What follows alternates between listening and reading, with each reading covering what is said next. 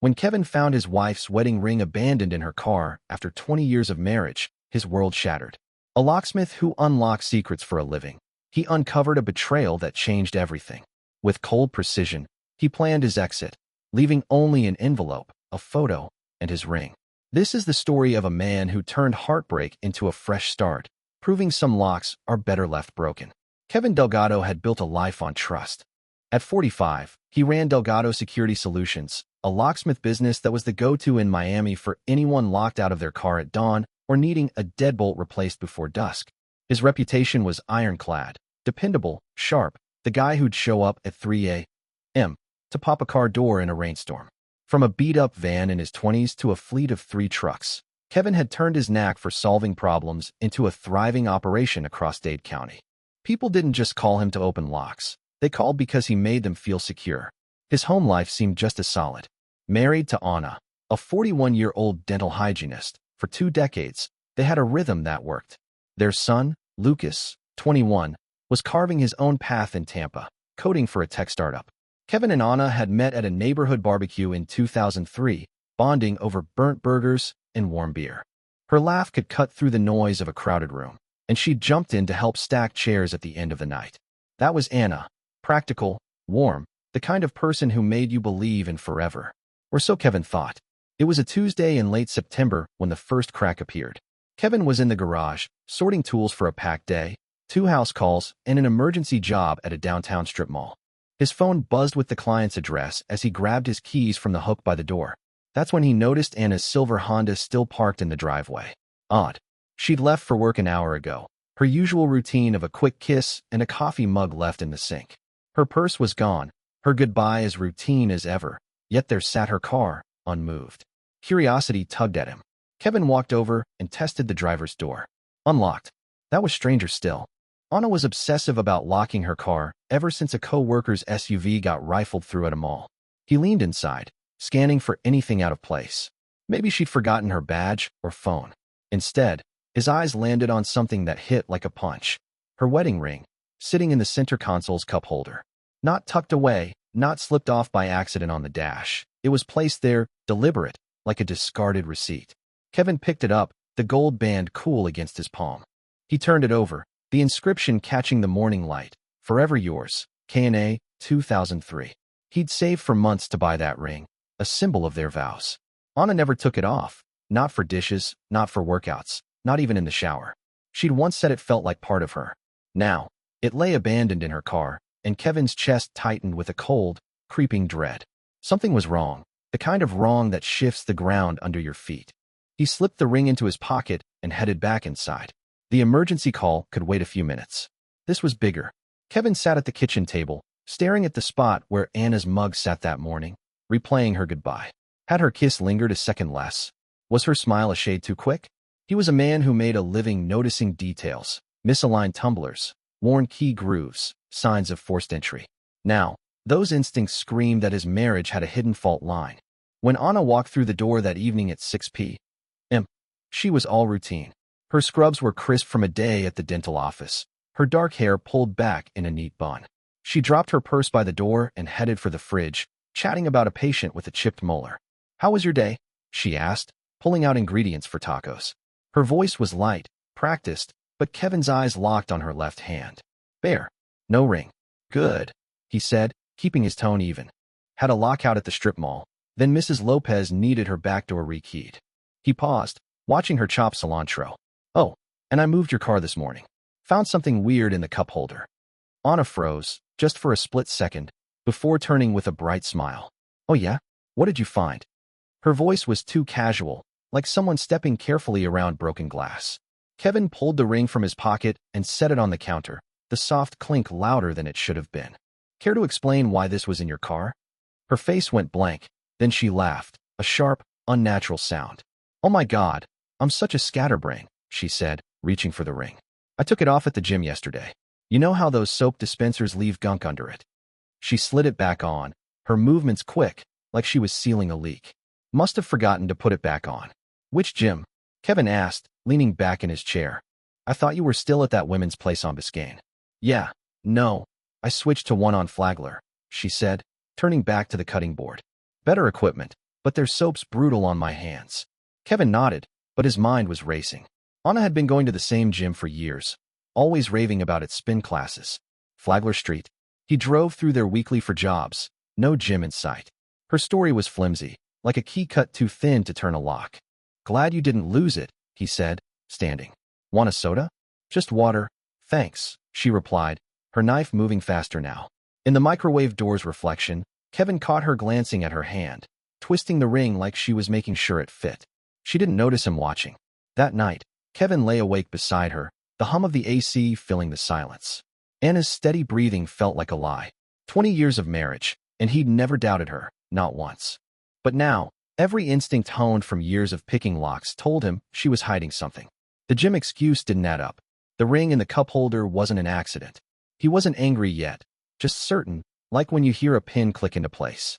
Something was broken, and he needed to know how deep the damage went.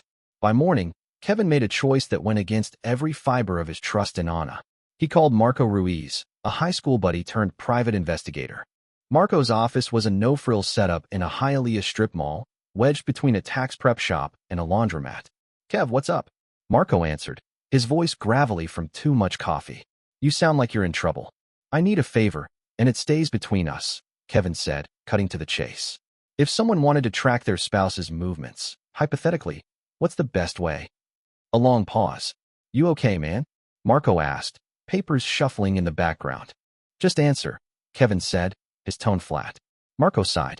GPS tracker, magnetic mount. Sticks under the car, updates your phone every 5 minutes. Battery lasts 2 weeks. But Kev, if you're thinking what I think. How much? Kevin cut in. $200 for the device, $50 for the app setup. But listen, I'll be there in an hour, Kevin said, hanging up. He didn't need a lecture. He'd spent his life securing other people's lives. Now he had to secure his own. Whatever Anna was hiding, he'd find it, one tumbler at a time. Kevin Delgado's world was shifting, and he wasn't the type to sit idle. After finding Anna's wedding ring abandoned in her car, his instincts as a locksmith, sharp, methodical, built on spotting what didn't belong, kicked into overdrive. He needed answers, not excuses. By noon, he was at Marco Ruiz's office in Hialeah, the air thick with the hum of a nearby laundromat. Marco slid a small black box across his desk, a GPS tracker no bigger than a matchbook. This sticks under the chassis, Marco said, his voice low. App pings your phone with real-time updates. But Kev, you sure about this? Once you start digging, you can't unsee what you find. I'm already looking, Kevin replied, handing over cash. Just show me how it works. Marco walked him through the app setup, explaining how the tracker would log every move Anna's car made. Kevin didn't flinch. If Anna was lying, he'd know where she was going and who she was meeting. He left with the device in his jacket, a plan forming as he drove home. Anna's Honda was gone. She'd left for work while he was out. Kevin crouched beneath the car in their driveway, finding a clean spot on the undercarriage. The tracker's magnets snapped into place in seconds. He checked the app. A blue dot marked the car's location, steady at their address. By evening, Anna was back, chatting about a patient's root canal like nothing was amiss. Kevin nodded along, but his phone burned in his pocket. Tomorrow, he'd see where her day really took her. Wednesday morning broke with a humid haze. Anna left at 7:30, her usual routine, coffee, a peck on the cheek, and a comment about a busy day at the dental office. Might run late, she called, heading out. Dr. Torres has a full schedule. Kevin waited until her car rounded the corner, then opened the tracking app. The blue dot moved predictably at first, south on 27th Avenue, toward the dental office in downtown Miami. But then it veered east, stopping at Sunny Owl's Diner, a greasy spoon 3 blocks from her workplace. Kevin's pulse quickened. She wasn't grabbing breakfast with coworkers. He grabbed his keys and drove, parking across from the diner. Anna's Honda sat in the lot, but she wasn't inside sipping coffee. He waited, eyes locked on the entrance. After 15 minutes, she emerged, not alone. A man, tall, graying, in a tailored suit, walked beside her, his hand resting on her lower back. They stopped by her car, and he leaned in, kissing her. Not a friendly peck, but a deep, familiar kiss, the kind Kevin hadn't felt from her in months. His knuckles whitened on the steering wheel. He snapped a photo with his phone, the timestamp clear, 8:47 a.m. Anna drove toward the dental office. The man peeled off in a sleek BMW, plate number etched in Kevin's memory. Back home, Kevin replayed the scene. Anna's gym excuse from yesterday was a lie. Now this. He called Marco. I need a favor, he said, voice steady despite the storm in his chest. Run a plate for me. He rattled off the BMW's number. Marco hesitated but agreed, promising intel by end of day. That afternoon, Anna texted, stuck at work, late night. Don't wait up. The tracker showed her car at the dental office, but Kevin wasn't buying it. He drove past at 7 p.m. Her car was there, but the office was dark. The app later pinged her at a downtown Marriott. Kevin didn't follow. He had enough for now. Marco called that evening. Plate belongs to Dr. Richard Larson, 48, cardiologist at Cedars Medical. Married, 2 kids. You want me to dig deeper? Kevin declined. The name was enough to confirm the betrayal. Anna wasn't just lying. She was building a double life. Kevin spent the night mapping his next steps. He'd document everything, protect his business, and make sure Anna couldn't twist the truth when the time came. For now, he'd let her think she was getting away with it. Kevin Delgado's life was unraveling, but he wasn't about to let it collapse without a fight.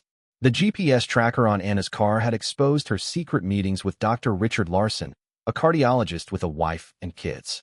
Kevin, a locksmith who thrived on precision, wasn't content with just one photo from Sunny Al's diner. He needed an airtight case, something undeniable when the time came to confront the truth. For 2 weeks, he turned his skills for solving puzzles into a quiet mission to document Anna's deception.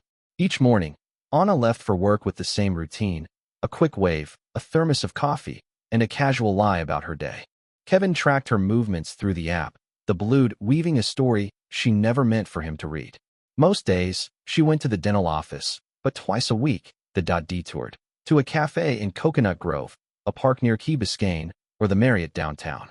Kevin followed when he could, discreetly snapping photos from his truck. One shot caught Anna and Larson sharing a booth at a taco joint, her hand resting on his. Another showed them entering the hotel, his arm around her waist. Each image burned, but Kevin stayed focused, saving every file to a secure folder on his laptop. He also started digging into their finances. Anna had always handled their joint account, but Kevin wasn't naive. He logged into their bank portal and spotted irregularities, small cash withdrawals, charges at restaurants he'd never visited, and a recurring payment to a spa he didn't know she frequented. He printed statements, highlighting every anomaly. His business, Delgado Security Solutions, was in his name alone, but their savings and home were joint. He needed to protect what he'd built. On a rainy Thursday, Kevin met Sofia Alvarez, a divorce lawyer with a reputation for cutting through lies like a blade. Her office was a small, no-nonsense space in Coral Gables, stacked with legal files. Kevin laid out his evidence: GPS logs, photos, bank statements. Sofia flipped through the folder, her pen tapping the desk. "This is solid," she said. "You've got proof of infidelity and a paper trail. If you move forward, we can shield your business and assets. What's your goal?" "Keep what's mine," Kevin said. "The business, the house, my future. I'm not letting her lies take that away."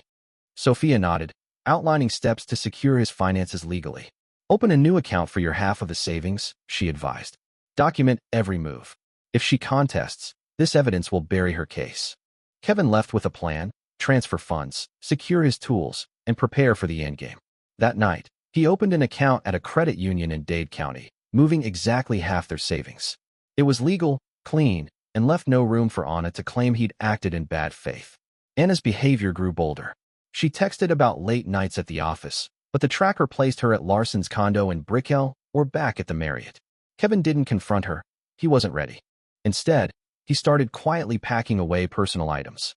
His grandfather's lockpicking kit, photos from his childhood, a box of Lucas's old drawings, things Anna wouldn't notice missing. He rented a storage unit in Hialeah, moving items in small trips between jobs. Each step felt like turning a key in a lock, steady and deliberate. One evening, Anna came home at 8 p.m., claiming a patient emergency. Kevin knew she'd been at a wine bar in South Beach. "Rough day?" he asked, stirring a pot of chili to keep his hands busy. "Exhausting," she sighed, kicking off her shoes. Dr. Torres had a last-minute filling go wrong.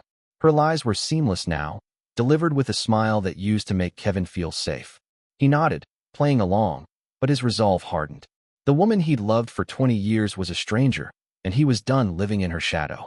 Kevin Delgado had spent weeks building a fortress of evidence against Anna's infidelity. With photos, GPS logs, and bank records in hand, He was ready to close the lock on their 20-year marriage. His lawyer, Sofia Alvarez, had guided him to safeguard his assets. Half their savings now sat in a new account, and his prized tools and personal keepsakes were secure in a Hialeah storage unit. Kevin wasn't just preparing to leave. He was erasing any chance for Anna to pull him back into her web of lies. The final straw came on a Friday evening. Anna texted at 6:30 p.m. Emergency patient, stuck at the office. Might be late. The tracker told a different story. Her car was parked at the Marriott in downtown Miami. Kevin drove there, staying in his truck across the street. Through the lobby's glass doors, he saw Anna and Dr. Richard Larson step out of an elevator, her hand tucked into his as they laughed. He snapped a photo, the timestamp reading 7:02 p.m. It was the last piece he needed, a clear image of their brazen affair. Kevin didn't feel anger anymore, just a calm resolve to end this on his terms. Over the weekend, he finalized his exit. Sofia had prepared divorce papers, signed and notarized, outlining a fair split of assets but protecting Delgado Security Solutions and the house.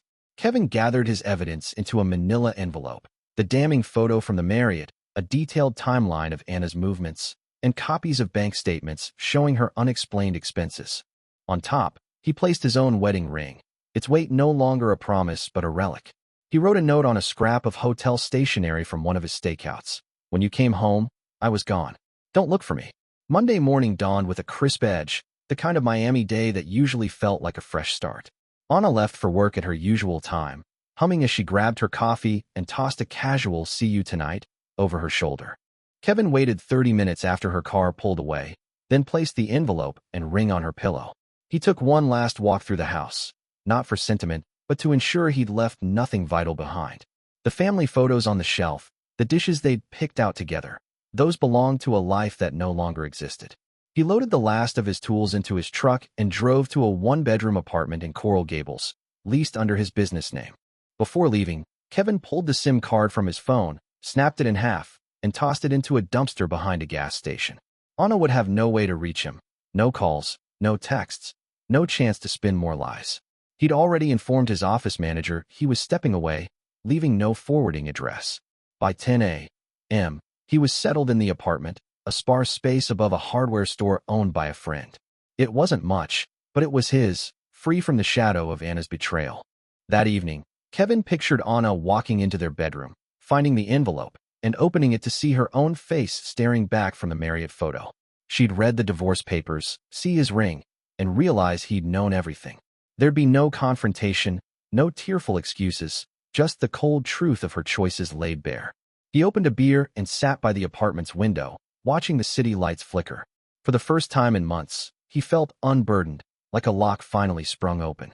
6 years after Kevin Delgado walked away from his marriage, he had rebuilt a life that felt honest. The divorce, handled by Sofia Alvarez, was swift and decisive. With his evidence, photos, GPS logs, bank records, Anna had no ground to stand on. Kevin kept Delgado Security Solutions, the house, and most of their savings. Anna left with her car, personal belongings, and half of what remained after legal fees. She faced the harder task, explaining to their Miami community why her husband vanished overnight. Kevin didn't linger on her struggles. He poured his energy into his business, which grew faster than ever. New clients flocked to him, drawn by his reputation for reliability. He hired 2 technicians, expanded into commercial security systems, and bought a small warehouse to store equipment. Work became his anchor, a reminder that he could fix what was broken, except, perhaps, the past. A year after the divorce, Kevin met Elena Morales at her bookstore in Coconut Grove. She'd called him to repair a jammed lock on her back door. While he worked, they talked about her love for mystery novels, his knack for solving real-life puzzles. Elena, 42, was divorced, her own marriage undone by dishonesty. Their shared scars sparked a connection, cautious but real. Over months, coffee dates turned into dinners, then a partnership grounded in trust. Elena's quiet strength and sharp wit reminded Kevin what a relationship could be. Their son, Lucas, now 27, had cut contact with Anna after Kevin shared the proof of her affair. Lucas, working remotely for a Tampa tech firm, visited Kevin often. One Sunday, over burgers at Elena's place, Lucas opened up.